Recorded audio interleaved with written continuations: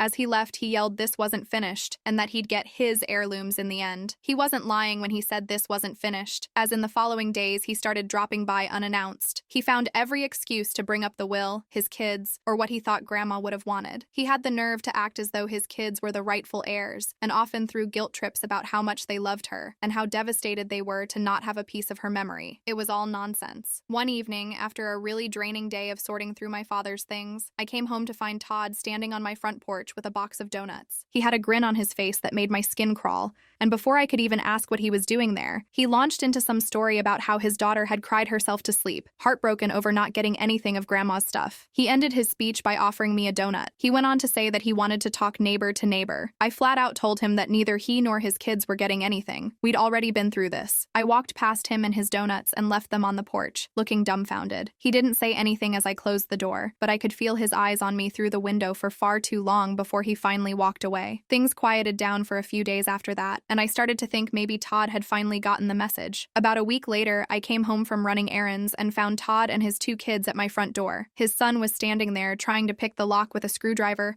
while Todd stood behind him, coaching like this was some kind of life lesson. It took me a second to even register what I was seeing, and then I lost it. I shouted at them as I ran up to the doorway. Todd turned around and looked startled for maybe half a second before his face slipped into an irritating fake smile. He tried to calm me down and told me that it wasn't what it looked like. He said my door was stuck and that he'd thought that they could help me out. I told him, yeah, it was stuck, by a lock, to keep people like you out. His son dropped the screwdriver, and Todd's daughter shrank behind him, but Todd just kept smiling. He acted as if this was all one big misunderstanding. He told me there was no need to call the cops and that it was just a mistake. I'd have to have idiot written across my forehead if he'd thought I was buying that for a second. I kicked him and his little hoodlums off my property and told them if they pulled that stunt again, I'd call the cops. He opened his mouth to argue, but I wasn't about to let him get another word in. I pulled out my phone and hovered my finger over the call button, which seemed to do the trick. Todd threw his hands up in mock surrender and, sure enough, left just as quickly as they had come. I stood there for a long time after they were gone. My heart was still racing. I knew I should have called the police right then and there,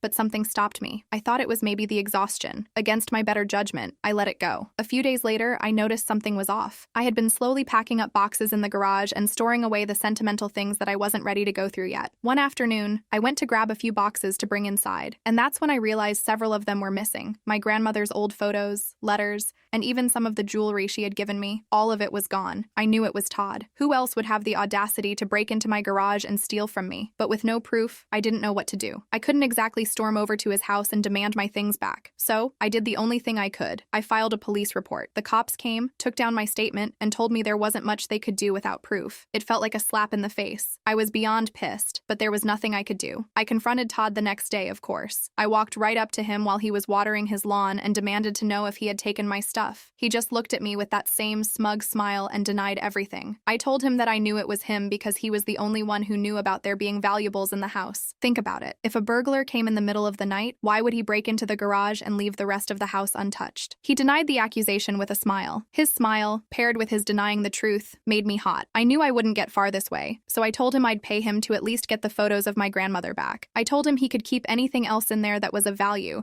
but I needed the photos of my grandma. Those were the last ones I had of her. His eyes showed me he was remorseful, but his mouth told me that he was sorry for my loss. But it wasn't him who stole the boxes. He blamed one of my friends who helped me move in. My blood boiled, and I knew if I had stayed there a moment longer, bad things would have happened. Todd wasn't going to admit to anything, and without proof, there wasn't much I could do. So, I did the next best thing. I installed cameras. It took me a few days to get everything set up, but once the cameras were in place, I felt a little bit of relief. If Todd or his brats tried anything again, I'd have proof. It was early evening when I heard a knock on my door. I wasn't expecting anyone, but when I opened it, there stood Todd's kids, his son all wide-eyed and hopeful, and his daughter standing behind him, looking bored. The boy bounced a little on his toes and said that their dad had told him I should come over for dinner that night. I stared at him. The last thing I wanted was to sit down for a meal with the man who had been trying to steal from me for weeks. I told the boy I was busy that night, and before I could close the door, he yelled, "But we're family!" He was really laying it on thick. The kid was practically bouncing in excitement like this was some grand invitation. He said that Grandma would want us to eat together. I could feel my heart tighten at the word family. My grandmother had never considered these kids family. Still, Jason wasn't going to let it go. He grabbed Sarah's hand and yanked her forward. He begged and begged. Sarah rolled her eyes, clearly uninterested in playing along. "Yeah, whatever," she muttered,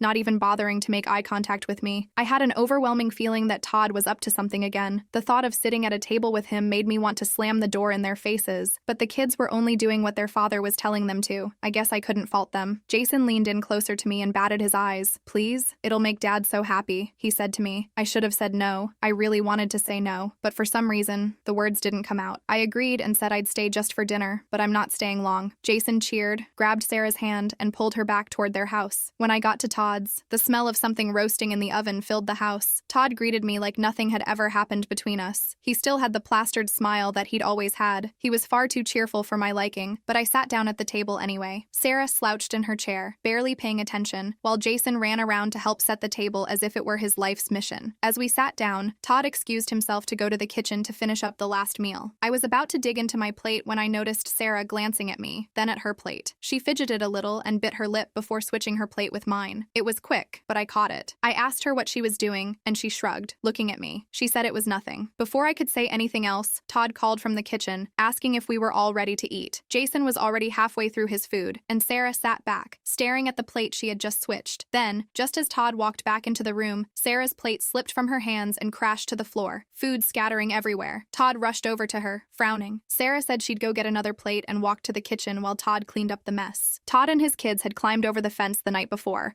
broke into my shed, and rummaged through my things. They had even tried to start a bonfire with the old photo albums. I was done playing nice. I called the police again, and this time I had proof. When the officers arrived, I showed them the footage, and they finally took me seriously. Todd, of course, tried to play it off as another misunderstanding, claiming his kids were just cleaning up after some teenagers had trashed the yard. But the police weren't buying it this time. They warned him to stay off my property or face legal consequences. I thought that would be the end of it. Todd had been caught red-handed, and the police had finally stepped in. A few days later, I came home to find a for sale sign planted in my front yard. At first, I thought it was some kind of prank, but then I saw Todd standing there, talking to a couple as if he were showing them the house. I marched right up to him and asked him what he thought he was doing. He grinned, not even the least bit ashamed, and said he was just helping me out. He figured I could use some new owners for this place since I seemed so overwhelmed with work for the house and the paperwork. He used the excuse I'd given him a few nights before against me, but I wasn't about to argue with him. I was done. I yanked the sign out of the ground and called the police again. This time they issued a formal warning,